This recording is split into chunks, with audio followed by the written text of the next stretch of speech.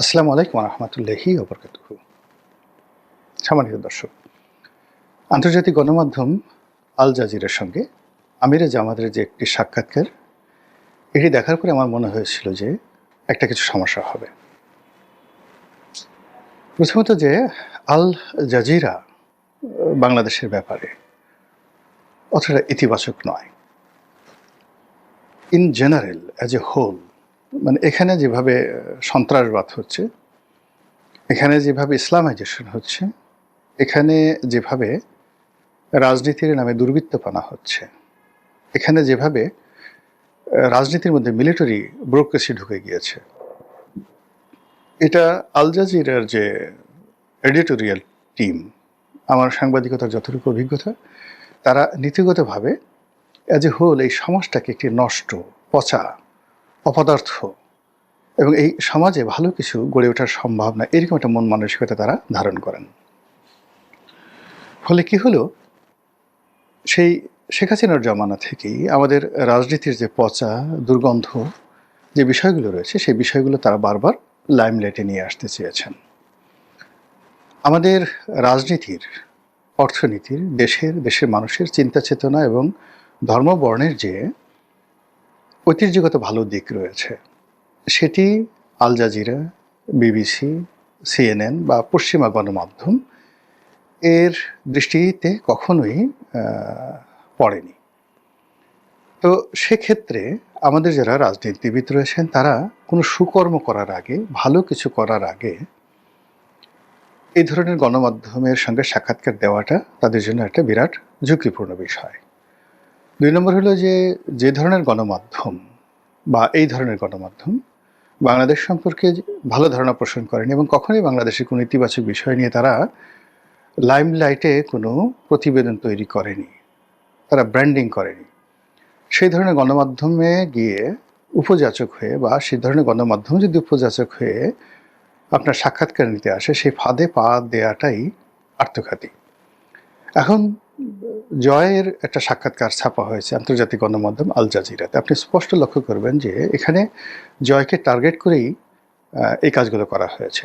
কিন্তু যেহেতু আওয়ামী লীগ এখন ব্যাক ফুটেছে, জয়ের এই সাক্ষাৎকারটি যদি আওয়ামী লীগ ক্ষমতায় থাকতো, সাক্ষাৎকার তখন যদি প্রচারিত এবং একই কন্টেন্ট, পুরোটাই আওয়ামী লীগের বিরুদ্ধে যেত।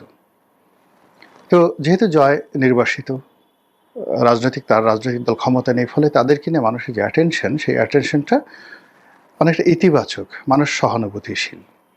দ্বিতীয়ত, গত 17 মাসে ডক্টর মোহাম্মদ ইউনূসের কর্মকাণ্ড, তারপর বিএনপির কর্মকাণ্ড, জামাতের কর্মকাণ্ড, তার দ্বারা যারা ভীষণ রকম অসন্তুষ্ট, সেই অসন্তুষ্ট মানুষগুলো জয়ের এই সাক্ষাৎকারের ইতিবাচক দিকগুলো খোঁজার চেষ্টা করেছে। অনেকে তার স্মার্টনেস, অনেকে তার পোশাক, ড্রেস কোড, তার ইংরেজি বলার ধরন, প্রকৃতি, সব কিছুর ইতিবাচক যে দিক, এটি প্রচার করেছে। আর নেতিবাচক দিকগুলো কেউ যাকে বলা হয় সামনে আনেনি। এই যে সাংবাদিকতার এবং মানুষের মন মানসিকতার যে দিকটি রয়েছে, এটি জামাত বা বিএনপি অনুধাবন করতে পারেনি।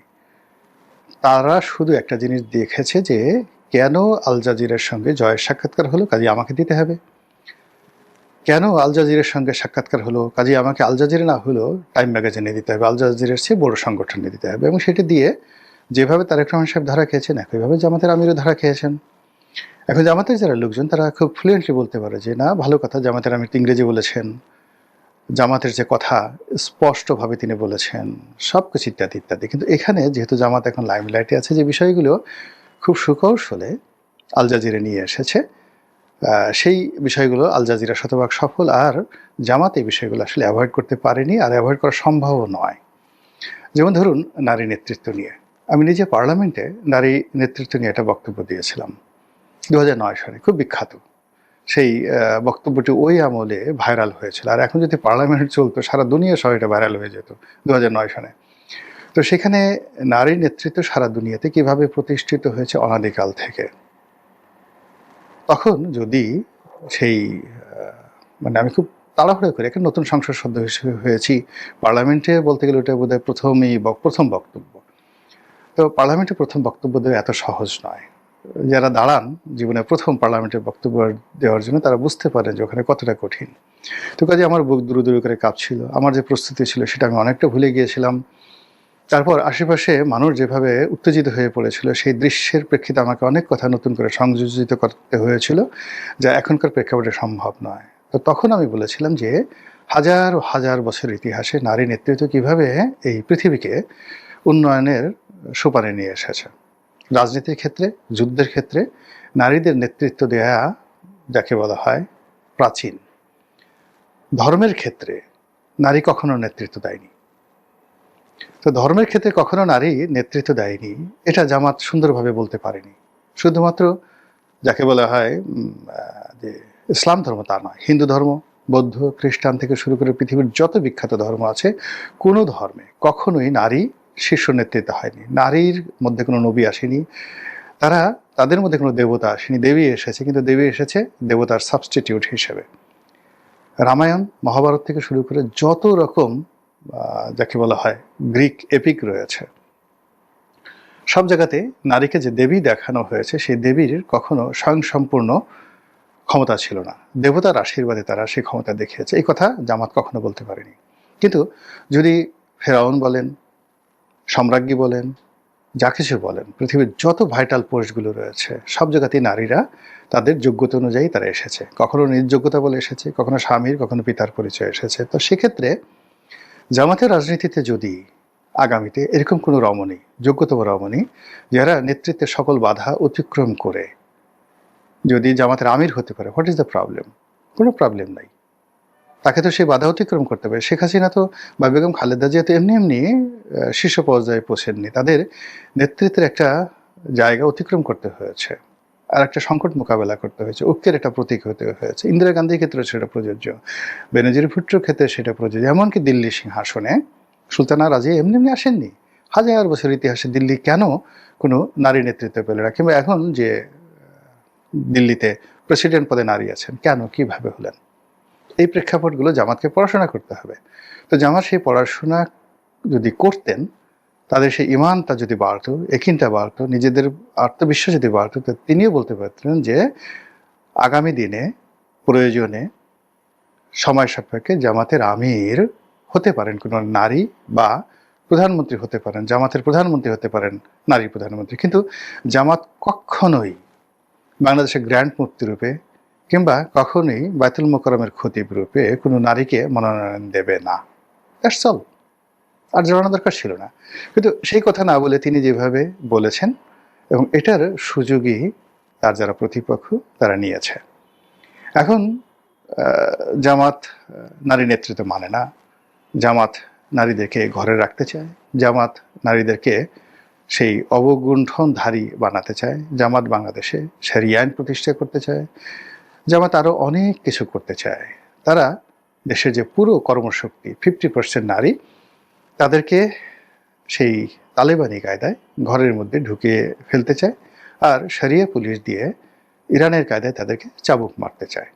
এই যে বক্তব্যগুলো, এর ফলে কি হলো, ভোটের ময়দানে, রাজনীতির ময়দানে এটা আরও দারুণ নেতিবাচক প্রতিক্রিয়া তৈরি করেছে। ইন এডিশন, আমাদের যে সমস্ত ছেলেরা বিয়ে করেনি, সারাক্ষণ প্রেমিকের পিছনে ঘুরে, এবং এক একজনের দেখা গেল যে অনেক নারী আছে যাদের একাধিক বয়ফ্রেন্ড আছে, অনেক যাকে বলা হয় পুরুষ রয়েছে বা ছেলে রয়েছে যাদের একাধিক গার্লফ্রেন্ড রয়েছে। তো এক্ষেত্রে সেই যারা নারী, যারা প্রেম করেন, বলেন তো কে না প্রেম করেন? এখন যারা প্রেম করেন তাদের পার্সেন্টেজ কত এই সমাজে? সেটা পরকীয়া প্রেম বলেন, বিয়ে পরবর্তী, কিংবা বৈধ প্রেম বলেন, সেটা ইসলামিক প্রেম বলেন, সুন্নাহ ভিত্তিক প্রেম বলেন, হালাল প্রেম বলেন, হারাম প্রেম বলেন, হোয়াট এভার মেবি, সেক্ষেত্রে এই যে নারী যে গোষ্ঠী রয়েছেন, যারা অনেকে হয়তো এ যুগে নেকাব পরে ইসলামী শরিয়া করে তার যে প্রেমের কথা, আবেদন নিবেদন শালীন ভাষায় চিঠি লিখে তার প্রেমিককে জানান, তো তারাও কিন্তু এই সময়টাতে জামাত সম্পর্কে যে ধরনের প্রচার হচ্ছে, প্রোপাগান্ডা হচ্ছে, সেই প্রচার এবং প্রোপাগান্ডা তারা ব্যবহার করে তার যারা পুরুষ প্রেমিক প্রবর রয়েছেন, সেই পুরুষ প্রেমিক প্রবর, আমি এখানে বললাম যে আমাদের এই সমাজটা কিন্তু এখন সেক্সুয়াল ক্ষেত্রে মাল্টি ডাইভার্স হয়ে গেছে। প্রচুর সমকামী আছে আমাদের এই সমাজে। জামাত যত কথাই বলুক না কেন, এই সমকামীদের ব্যাপারে তাদের স্পষ্ট কথা বলতে হবে, হোয়াট এভার মেবি। মানে বিশাল সংখ্যক সমকামী রয়েছে। এই সমকামীর সঙ্গে সঙ্গে আবার লেসবিয়ান রয়েছে, অনেক নারী রয়েছে যারা তাদের যে শয্যা সঙ্গিনী হিসেবে তারা পুরুষের পরিবর্তে নারীকে বেছে নিয়েছে। অনেকে পারভার্টেড রয়েছে, শত শত লক্ষ লক্ষ, শত শত নয়, হাজার হাজার নয়, লাখ লাখ পারভার্টেড রয়েছে ইউরোপ আমেরিকার মতো এই সমাজে হচ্ছে, যারা সীসা খাচ্ছে, ড্যান্স করছে, মদ খাচ্ছে, একসাথে গিয়ে তারা সেই বউ অদল বদল করছে। এই জিনিসগুলো বুঝতে হবে, এদের একটা করে ভোট আছে। এরপর আমাদের সমাজে তৃতীয় লিঙ্গ রয়েছে, এবং তৃতীয় লিঙ্গ কেন্দ্রিক একটা গ্রুপ রয়েছে যেটা মানে এই অশ্লীলতার চরম পর্যায়ে। কাজে এখানে সব ব্যাপারে দেবতাগিরি দেখালে রাজনীতি হবে না। সব ব্যাপারে কথা বলতে গেলে বিপত্তি বাড়বে। দেশের ট্র্যাডিশন, মন মানসিকতা, চিন্তা চেতনা একত্রে করে তাকে এই কথা বলতে হবে। পৃথিবীর সবচাইতে মানে গত 100 বছরের প্রশংসিত যে কজন রাজনীতিবিদ রয়েছেন তার মধ্যে বারাক ওবামা প্রধানতম। এই বারাক ওবামাকে সমকামিতার বিলে স্বাক্ষর করতে হয়েছিল চোখের পানি ফেলে। এটাই রাজনীতি। তো সেই জায়গাগুলো জামাত এখন স্পর্শ করতে পারেনি। জামাতের যারা কর্তা ব্যক্তি রয়েছে তাদের যে গবেষণা সেল, সেই গবেষণা সেল আবুল আলা মওদুদি পর্যন্ত রয়ে গেছে। তাদের এই গবেষণা সেল মানে তাদেরা যাকে আল্লামা বলেন, আল্লামা হজরত গোলাম আজম রহিম আল্লাহ, তার যে ছোট ছোট চটি বই রয়েছে, সেই চটি বইয়ের মধ্যে, চটি বললাম না, মানে ছোট ছোট ওনার কতগুলো বুকলেট রয়েছে। উনি বড় কোনো বই রচনা করেছেন বলে আমার জানা নেই। জামাতের বেশ কয়েকজন আমার সাথে দেখা করতে সেরকম কিছু ছোট বই দিয়ে গেছেন। তো ওই বইগুলোর মধ্যে জামাতের যারা লোকজন তাদের জ্ঞান সীমিত রেখেছে, কিন্তু এর বাইরে যে বিশাল একটা ইসলামী জুরিসপ্রুডেন্ট রয়েছে, আল রাজির যে বিখ্যাত গ্রন্থ রয়েছে, ইবনে সিনার যে দার্শনিকতা রয়েছে, জাবির আল হায়ানের যে দার্শনিকতা রয়েছে, যেটি তাদের জামানাতে অন ইসলামিক বলা হতো, তাদের জামানাতে কুফেরি মতবাদ বলা হতো। এমনকি ইমাম বুখারীর যে অনেকগুলো হাদিস রয়েছে যেগুলো ওই সময়টাতে তাকে পাগল বানিয়ে ফেলেছিল। তিনি অনেক দেশ থেকে বহিষ্কৃত হয়েছিলেন এবং তার নিজের দেশে তিনি ঢুকতে পারেননি, এবং সারাটা জীবন শেষ বয়সে তিনি অপমানিত, লাঞ্ছিত এবং কষ্ট পেয়েছেন, অনেক কষ্ট পেয়েছেন ইমাম বুখারী রহমতুল্লাহ আলাইহে। তো ইসলামের এই বিষয়গুলো তাকে বুঝতে হবে যে এখন 500 বছর পরে, 1000 বছর পরে আমরা যাদেরকে শ্রদ্ধা করছি তারাও কিন্তু তাদের জামানাতে নিদারুণভাবে নিন্দিত ছিলেন। তো এরকম এই যে আমরা এখন ইবনে কাসিরের তাফসির ইবনে কাসির পড়ি, আল বিদায়া ওয়ান নিহায়া পড়ি, এমনকি জামাত বিরোধী যে সকল শক্তি রয়েছে তারাও কিন্তু তাফসিরে ইবনে কাসির এখান থেকে উদ্ধৃতি দেন, কিংবা তাফসিরে কাবির, সেই তাফসিরে বিখ্যাত তাফসিরে কাবির। তো তাকেও যে তার স্বগোত্রের লোকজন যারা আছেন তারা মানে সমালোচনা করতেন, ঘৃণা করতেন, এটা কল্পনা করা যায়? ইমাম আল রাজিকে, তাফসিরে কবিরের লেখক, কিংবা ফাঁসি চেয়ে, মৃত্যুদণ্ড চেয়ে, প্রকাশ্যে পাথর মারার মানে ফতোয়া দিয়ে কবি নজরুলের বিরুদ্ধে যে কলকাতাতে অন্যান্য শহরে মুসলমানরা মিছিল করেছিল, এটা কয়জন জানেন? আমরা তো এখন তাকে মানে তার একটা গজল শুনে পাগল হয়ে যাই। তো যে এনিওয়ে, এখন এই জামাতকে এই জিনিসগুলো, রাজনীতি, কবিতা, সংস্কৃতি, এই জিনিসগুলো আরও অধ্যয়ন করতে হবে। আর সেগুলো করার পরে জামাতের যদি একটা গ্র্যান্ড সাকসেস থাকে, জামাতের এখন পর্যন্ত দৃশ্যমান কোনো সাকসেস নেই। তারা মানুষকে প্রতিশ্রুতি দিচ্ছে ধর্মের ভিত্তিতে একটি ইনসাফ ভিত্তিক শাসন কায়েম করার জন্য।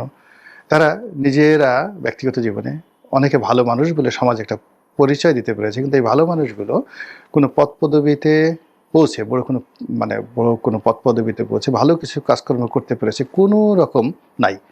আপনি ধরুন আমিরে জামাত ছিলেন যখন মতিউর রহমান নিজামী, তিনি ব্যক্তিগতভাবে সৎ ছিলেন, ভালো কথা, কিন্তু তার মন্ত্রণালয়ের অধীনিত সেই যে 10টা কসর মামলার যে মূল এভিডেন্স, সেটা হলো তার মন্ত্রণালয়ের অধীন, শিল্প মন্ত্রণালয়ের অধীন কর্ণফুলী ফার্টিলাইজারের যে টার্মিনাল চট্টগ্রাম বন্দরের উল্টো দিকে, সেই টার্মিনালে এই অস্ত্রগুলো খালাস হয়েছিল। তিনি অস্বীকার করতে পারবেন এই মামলায় কি তিনি ভাসেননি? কিংবা আলী হাসান মুজাহিদি, তার সমাজ কল্যাণ মন্ত্রণালয়ে বিএনপি যে সকল সিদ্ধান্তগুলো তাকে বাস্তবায়িত করতে হয়েছে, তিনি কি বলতে পারবেন যে আমি জিহাদ করেছিলাম, আমি মেনে নিইনি, আমি পদত্যাগ করেছি? করেননি। তিনি ব্যক্তিগতভাবে ঘুষ খাননি, এটা হলো তার ব্যক্তিগত সিদ্ধান্তের ব্যাপার। কিন্তু যারা মুজাহিদ, যারা বিপ্লবী, তারা সমাজে পরিবর্তন আনেন, নজির স্থাপন করেন।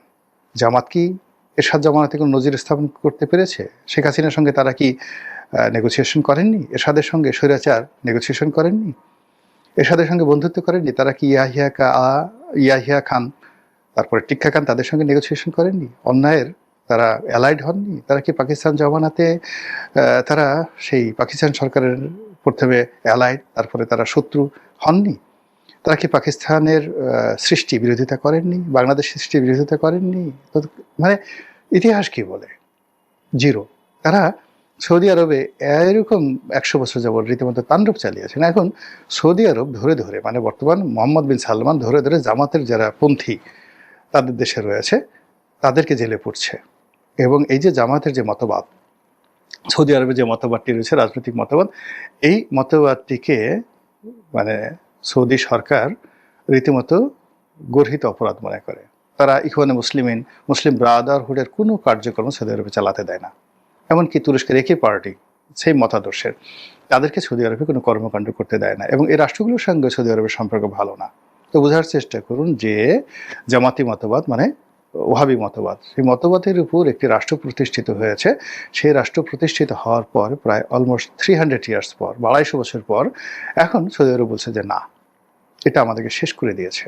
এই মতবাদ আমাদেরকে সারা পৃথিবী থেকে আলাদা করে দিয়েছে। আমরা সুন্নিয়তে ফিরতে চাই। এই যে থিওলজি, এই যে টার্মিনোলজি, এই টার্মিনোলজি সম্পর্কে জামাতকে আরও অনেক কিছু জানতে হবে। তারপরে যদি তারা কোনোদিন সরকার গঠন করে 5টা বছর, তারা যদি বলে যে না, আমরা সরকার গঠন করে এই দেখো হযরত উমরের মতো একটা লিগেসি তৈরি করেছি। উমর ইবনুল হাফসুন, আপনারা জানেন উমর ইবনুল হাফসুনকে? সেই উমর ইবনুল হাফসুনের মতো আমরা একটি ইতিহাস রচনা করেছি। আমরা খলিফা দ্বিতীয় উমর ইবনে আব্দুল আজিজ, তার মতো করে একটি লিগেসি তৈরি করেছি। আওরঙ্গজেবের মতো একটি লিগেসি তৈরি করেছি। তখন তারা আল জাজিরাকে ডেকে বলতে পারে আসো, আমাদের সাক্ষাৎকার নাও। আমরা সালাউদ্দিন আইয়ুবের মতো, সালাউদ্দিন আইয়ুবী একজন কুর্দি ছিলেন। মুসলমানরা নীতিগতভাবে কুর্দিদেরকে পছন্দ করে না, কিন্তু তার বীরত্ব এমন একটা লিগেসি তৈরি করেছে, সারা পৃথিবীর সমস্ত মুসলমান সেই সালাউদ্দিন আইয়ুবীর পতাকা তলে তারা সমবেত হয়েছে। আবার কুতুবউদ্দিন বাইবার্স বা সুলতান কুতুস, মামলুক সম্রাট, দুজনই মামলুক, একজন সিরিয়াতে আর একজন মিশরে।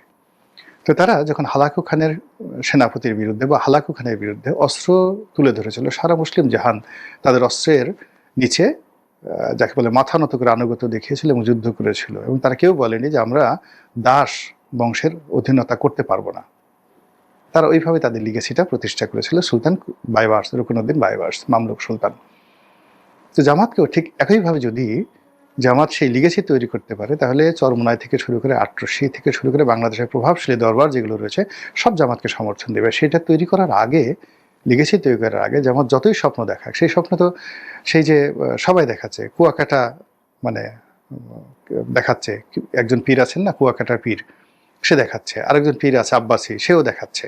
তো what is the difference between Abbasi and Kuakata and যাকে বলা হয় জামাতে আমিরে জামাত? কোনো ডিফারেন্স নেই, বিকজ পুরোটাই এখন কল্পনার জগতে আছে।